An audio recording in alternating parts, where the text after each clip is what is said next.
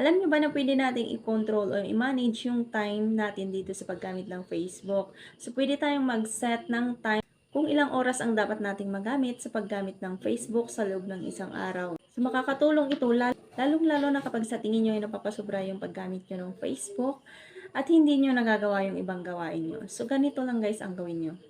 And so, dito sa ating Facebook, pindutin natin itong menu. Pindutin natin ang settings.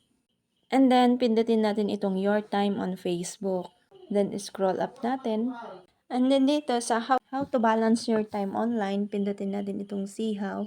And then, dito may dalawa tayong option, yung quiet mode at daily time limit.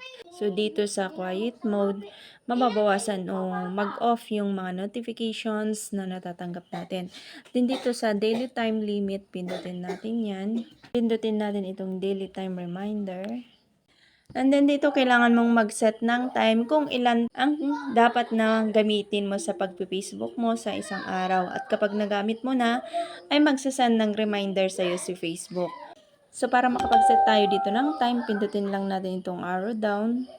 And so for example, ang gusto mo lang na gamitin na oras sa isang araw sa paggamit mo ng Facebook ay, and then dito naman sa minutes, kung 3 hours lang, kailangan ito naka-zero siya.